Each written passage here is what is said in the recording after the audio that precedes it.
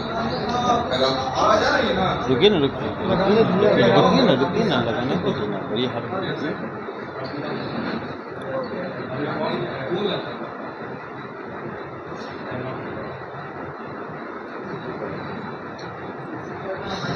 मंडल राज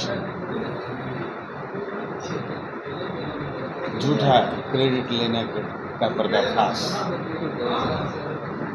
शुरू करें ना। आज इस प्रेस वार्ता में इलेक्ट्रॉनिक एवं प्रिंट मीडिया के सभी साथी, सभी छायाकार बंधु, आप सभी का हार्दिक स्वागत है। आज कुछ महत्वपूर्ण विषयों पर हमारे पार्टी के प्रवक्ता बड़े भाई अरविंद निषाद जी, प्रदेश प्रवक्ता डॉक्टर निहोरा प्रसाद यादव जी और मैं धीरज सिंह कुशवाहा, मैं भी कुछ विषयों पर प्रकाश डालूंगा। आप सभी को पता है कि कल माननीय लालू प्रसाद यादव जी द्वारा जो कहा गया कि मंडल कमीशन हमने ही लागू किया है, इसी पर आज हम लोग चर्चा करेंगे। लेकिन दो शब्द मेरी बातों के पर ध्यान दीजिए। देखिए, ये कोई आरजेडी का पहला चरित्र नहीं है। ये सभी लोग जानते हैं कि 1990 में मंडल कमीशन लागू हुआ था और कौन लागू किया था। आप देख रहे होंगे कि कुछ दिनों से माननीय तेजस्वी प्रसाद यादव जी बिहार में 17 महीनों के लिए उप मुख्यमंत्री हुआ करते थे, वो नौकरी का क्रेडिट लेने में लगे हुए हैं और उनके पिताजी मंडल कमीशन के लागू करने का क्रेडिट लेने में लगे हुए हैं। तो ये कोई पहली बार नहीं है और बिहार के एक एक लोग जानते हैं कि नौकरी और विकास मतलब नीतीश कुमार और परिवारवाद और भ्रष्टाचार मतलब लालू परिवार। ये किसी से छिपा नहीं है। अब मैं कहना चाहता हूं कि देखिए, विषय है और उस पर मुख्य रूप से हर एक बिंदुओं पर बड़े भाई अरविंद निषाद जी बातों को रखेंगे, उसके बाद डॉक्टर निहोरा प्रसाद जी भी संबोधन करेंगे। बहुत बहुत धन्यवाद। आज के इस संवाददाता सम्मेलन में उपस्थित साथी प्रवक्ता धीरज सिंह कुशवाहा जी, हम लोगों के बड़े भाई माननीय प्रदेश प्रवक्ता डॉक्टर प्रोफेसर निहोरा प्रसाद यादव जी, आज हम लोग आपसे महत्वपूर्ण विषय पर चर्चा करने के लिए उपस्थित हुए हैं। कल जिस प्रकार श्री लालू प्रसाद जी ने देश में मंडल कमीशन को लागू करने का झूठा प्रचार किया, उसका पर्दाफाश और चीरफाड़ करने के लिए हम लोगों ने आप लोगों को आमंत्रित किया है। साथियों, 1977 में भारत सरकार के द्वारा राष्ट्रीय स्तर पर पिछड़ा वर्ग को आरक्षण सुनिश्चित करने के लिए बीपी मंडल जी की अध्यक्षता में एक कमीशन गठित किया और उस कमीशन ने पूरे देश में घूम घूम कर सभी राज्यों के पिछड़ा वर्ग के सांसदों के साथ बैठक किया। उस बैठक में उस राज्य से संबंधित सभी सांसदों को आमंत्रित किया गया। बिहार में उसी दौरान 31 मार्च से 18 मई 1979 तक मंडल आयोग की टीम आई और उस दौरा में जो बिहार के सांसदों ने मंडल आयोग के समक्ष उपस्थित होकर के पिछड़ा वर्ग के संबंधित तथ्यों को रखने का काम किया। उसमें श्री हुकुमदेव नारायण यादव माननीय सांसद, श्री राम लखन प्रसाद गुप्ता माननीय सांसद, श्री रामानंद यादव माननीय सांसद, श्री विनायक प्रसाद यादव माननीय सांसद, ये चारों माननीय सांसदगण तत्कालीन मंडल आयोग के समक्ष बिहार से संबंधित तथ्यों को उपलब्ध कराया।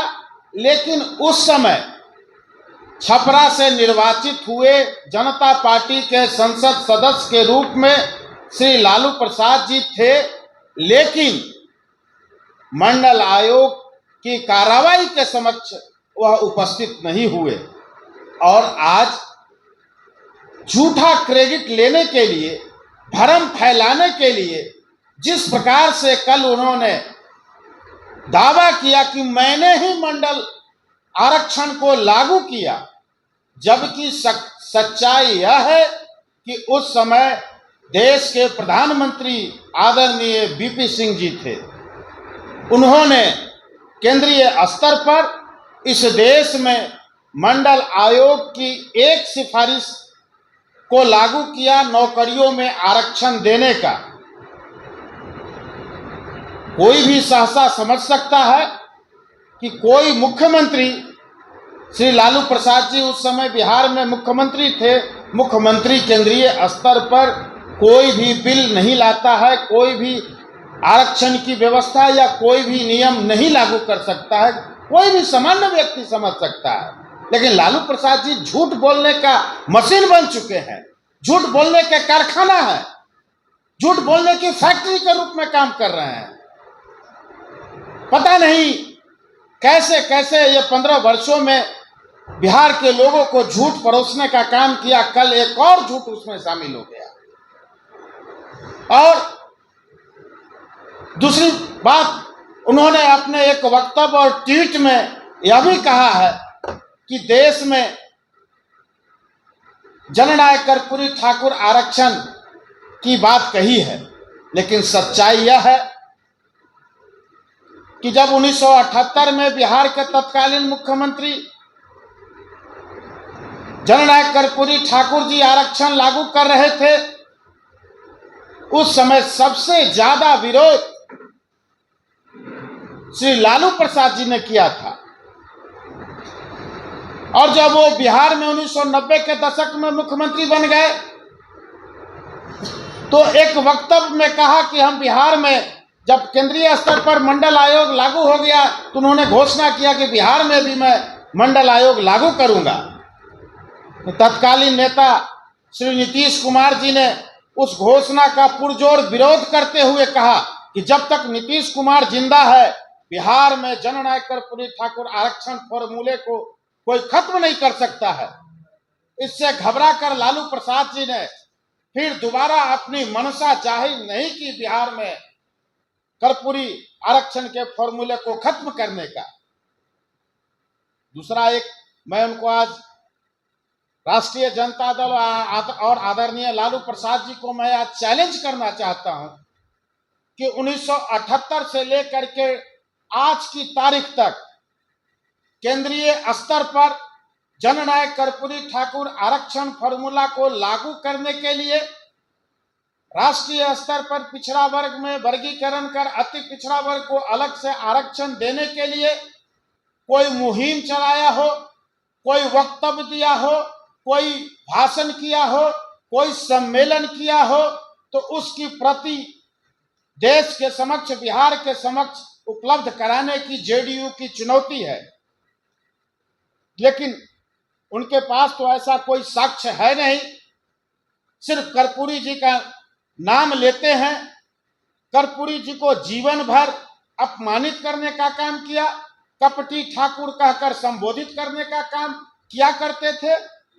लेकिन आज चूंकि कर्पूरी ठाकुर जी को वर्तमान भारत सरकार ने भारत रत्न से विभूषित किया है, यह काबिले तारीफ काम हुआ।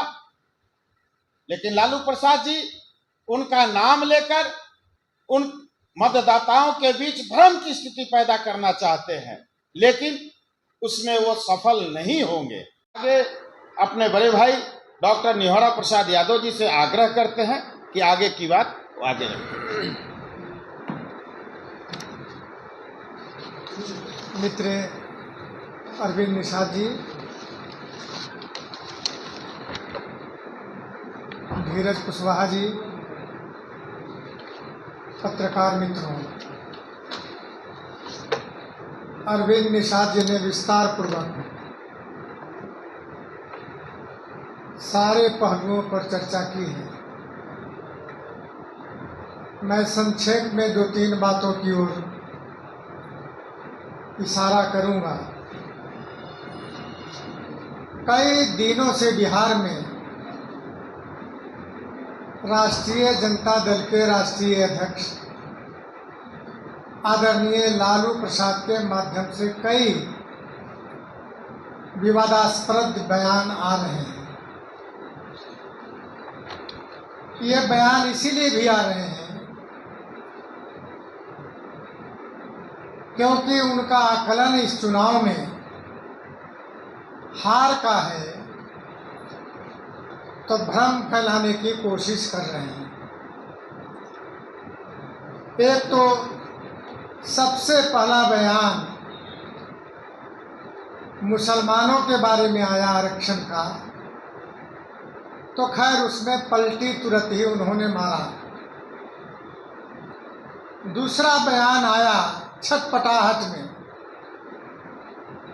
कि मंडल कमीशन आयोग की सिफारिश मैंने ही लागू किया। सामान्य व्यक्ति, पढ़ा लिखा आदमी जान सकता है कि एक राज्य का मुख्यमंत्री केंद्र के नियमों नौकरियों में आरक्षण कैसे लागू कर सकता है। ये सामान्य व्यक्ति, पढ़ा लिखा आदमी भी समझता है और जान सकता है। लेकिन लालू यादव इस बात को नहीं समझ पा रहे हैं और किस प्रकार भ्रमित कर रहे हैं कि मैंने ही मंडल कमीशन आयोग के माध्यम से आरक्षण लागू किया। हमें बताइए, आरक्षण के प्रति या पिछड़ों के प्रति शुरू से, चूंकि मैं इनको कॉलेज जीवन से जानता हूं, पिछड़ों और आरक्षण के प्रति कोई भी मोह ममता या संबंध या लगाव इनका नहीं रहा था। अरविंद जी ने बताया कि हम लोग का नेता स्वर्गीय कर्पूरी ठाकुर जी ने जब बिहार में आरक्षण कर्पूरी फार्मूला के माध्यम से पिछड़ा और अति पिछड़ा को लागू किया, इसको समाप्त करना चाहते थे लालू यादव। विस्तार से इन्होंने चर्चा किया। मंडल कमीशन की जहां बात आती है, तो मंडल कमीशन की सिफारिश स्वर्गीय बीपी सिंह जिस समय प्रधानमंत्री थे, उन्होंने देश में लागू किया। लालू यादव ने लागू नहीं किया।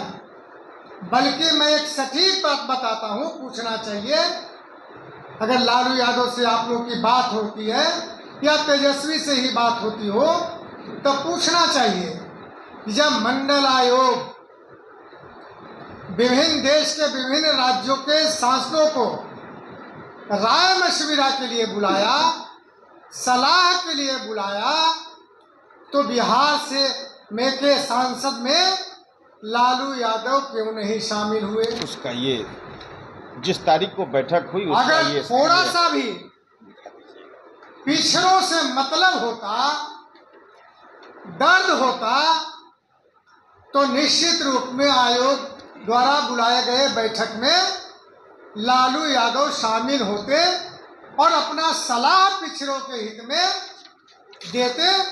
लेकिन लालू यादव को ऐश मौज करने के सिवा दूसरा काम नहीं था।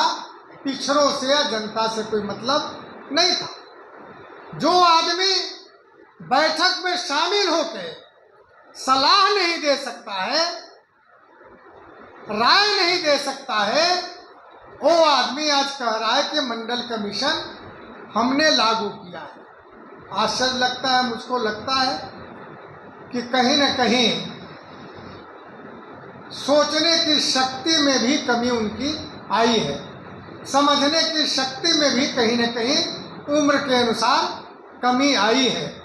तो हमारा यह कहना है कि आप आज चुनाव के दरमियान पिछड़ों की बात कर रहे हैं, जब कर्पूरी जी ने